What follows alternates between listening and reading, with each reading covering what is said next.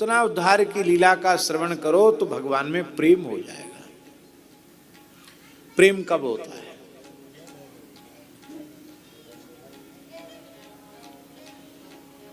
एक तो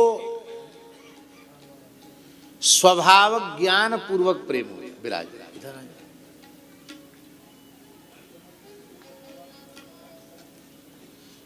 यहां जाओ, सामने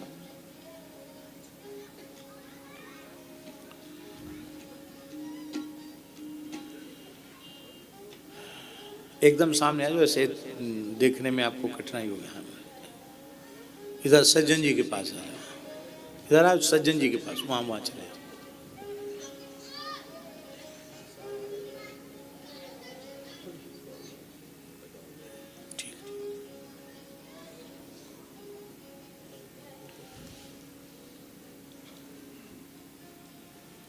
प्रेम कब होता है? प्रेम की एक विशेष बात है। एक पहली बात तो प्रेम की यह है कि अपने में प्रेम होता है, पराये में नहीं होता। आपका जिस किसी के प्रति अपनापन हो जाएगा उससे आपका प्रेम हो जाएगा। गाय में प्रेम कब होगा? जब गाय को आप अपनी मानोगे तो गाय में प्रेम होगा। जब तक अपनापन जिसके प्रति नहीं उसमें प्रेम नहीं होगा।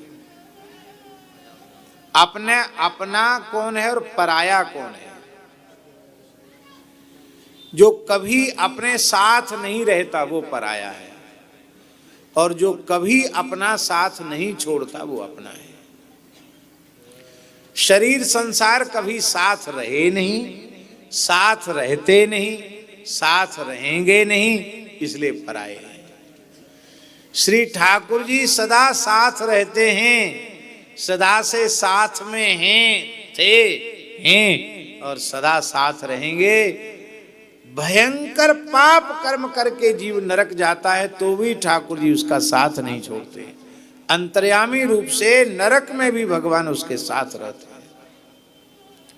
किसी योनि में चला जाए, भूत प्रेत पिशाच बन जाए, सुअर कुत्ता गधा घोड़ा बन जाए, ठाकुर जी त्यागते नहीं। शरीर संसार कभी साथ रहता नहीं, इसलिए ये अपना नहीं है। और श्री ठाकुर जी कभी साथ छोड़ते नहीं, इसलिए ठाकुर जी अपने हैं। शरीर संसार पराया है और श्री कृष्ण हमारे अपने हैं। पर पराये को तो अपना मान रखा है और अपने को सपना मान रखा है।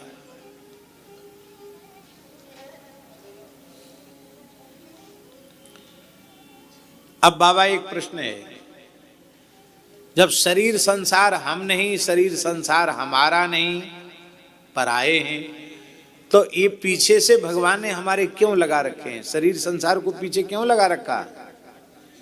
ये शरीर संसार भोग के लिए नहीं है, ये शरीर संसार भगवान की उपासना के लिए है। किस लिए है? उपासना की। ये उपासना की सामग्री है। इसको उपासना में लगा दो तो ये बाधक नहीं, तो साधक है, और भोग में लगा दिया तो यही बाधक बन जाएगा।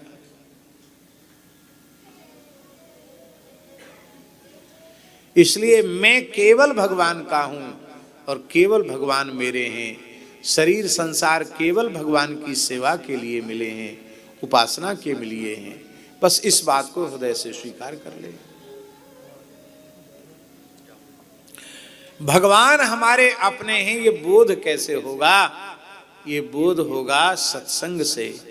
भगवद अनुरागी, भगवान के प्रेमी, जो भगवान के भक्त हैं, संत महापुरुष हैं, ऐसे महत्पुरुषों के चरणों में बैठकर बार बार जब भगवत भागवत चरित्र श्रवण करेंगे, श्रीमद् भगवद गीता, श्रीमद् रामचरितमानस, श्रीमद् भागवत, श्रीमद् भक्तमाल, श्री विनय पत्रिका जैसे जो पवित्र ग्रंथ हैं, उनको जब हम बारंबार सुनेंगे तो भीतर से ही लगने लग जाएगा कि हम केवल भगवान के हैं और केवल भगवान हमारे हैं। अपने आप भगवान में सहज प्रेम हो जाएगा, सहज प्रेम। आप हमारी बात को अन्यथा नहीं मानना।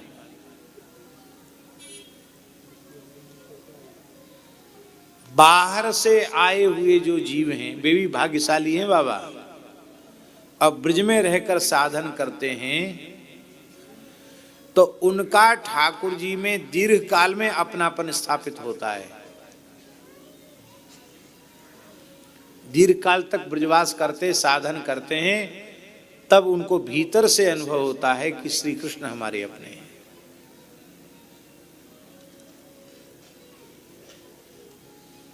किंतु इस ब्रज की पवित्र रज में जिनका जन्म हुआ है, जो जन्म से ही ब्रजवासी हैं, उनमें कोई साधना न हो, कोई उपासना न हो, पर हमारा ऐसा विश्वास है कि प्रत्येक ब्रजवासी की ठाकुर जी के प्रति आत्मीयता होती है।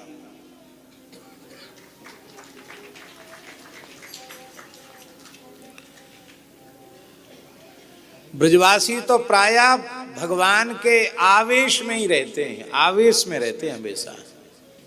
ठाकुर जी का आवेश रहता है, ठाकुर जी हमारे, इस बात का आवेश उनमें रहता है। इसीलिए कहीं ते कोई आए भय हों और चाहे जितने बड़े साधक हों, ब्रज की रज में जिनका जन्म हुआ है उनका सदा सर्वदा सम्मान करना चाहिए, उनसे प्रेम करना चाहिए, उनका आदर करना चाहिए। हमारे बड़ों ने किया है, हमारे पूर्वाचार्यों ने किया है। अरे भैया, हम जिनकी भक्ति करने की कोशिश कर रहे हैं, उन श्री कृष्ण ने ब्रजवासियों से प्रेम किया है। ब्रजवासी वल्लभ सदा मेरे जीवन प्राण, इन तज अनत न जाऊंगो वही नंद बाबा की। तो ठाकुर जी तो प्रेम कर रहे हैं और तुम फूटी आंख ना देख रहे हैं, ये बहुत बड़ा दोष है। पर भैया ये ब्रजवासियों की कथा, ब्रजवासियों के गांव में कथा है रही है, ये सुन के अपनी पीठ अपने आप मत ठोकने लग जाना। अब हमें कछु करवे की जरूरत नहीं, अब तो हम तो ब्रजवासी, और बाबा ने कह दी कि अब तो तुम्हारो काम है वो, फिर क्या करने। अभी अभी पूज्यपाद श्री रमेश बाबा जी आए थे। बाबा जो बात प्रायः कहते हैं उस बात को श्री राधाकांत भैया जी ने दोहराया। बाबा कहते हैं भैया ब्रजवासी तो हो, पर सच्चो ब्रजवासी वो है जो ठाकुर जी को निरंतर गुणगान करे और ठाकुर जी की प्राण प्यारी गैया ते प्रेम करे, गैयान की सेवा करे, वो सांचो ब्रजवासी है। तो हम ठाकुर जी का गुणगान कर रहे हैं कि सवेरे ते संध्या तक गारी बक रहे हैं, ये अपने आप पे विचार करना चाहिए। हम उनकी प्राण प्यारी गैया मैया की सेवा कर रहे हैं कि नहीं कर रहे हैं, ये विचार करना चाहिए। हमारे वृंदावन के एक भगवत प्राप्त संत थे, मोटे गणेश जी वाले महाराज जी, ब्रजवासी थे। वो कहते थे भैया हम तो वाह्य ब्रजवासी माने जो कन्हैया के संग खेले। बोलो भक्त वत्सल भगवान की।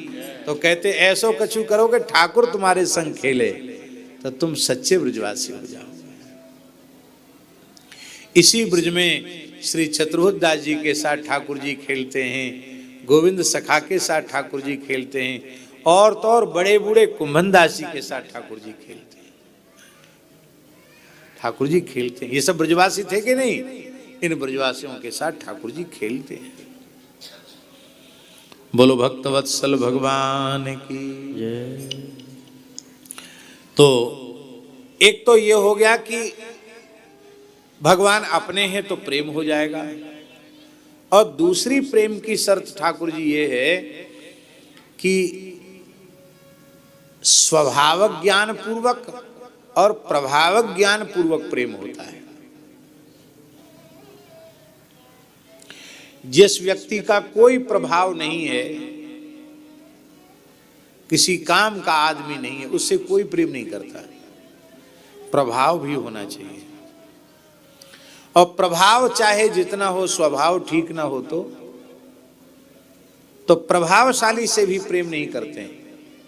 और प्रभाव भले ही कम हो पर स्वभाव बहुत अच्छा हो तो प्रेम हो जाता है। हमारे श्री ठाकुर जी की विशेषता है इनके जैसा प्रभाव अनंत अनंत ब्रह्मांडों में किसी का नहीं है। इनके जैसा प्रभाव भी इनका और इनके जैसा स्वभाव भी इनका ही है। इसलिए ठाकुर जी से बढ़कर किसी का प्रभाव नहीं और ठाकुर जी के जैसा किसी का स्वभाव नहीं।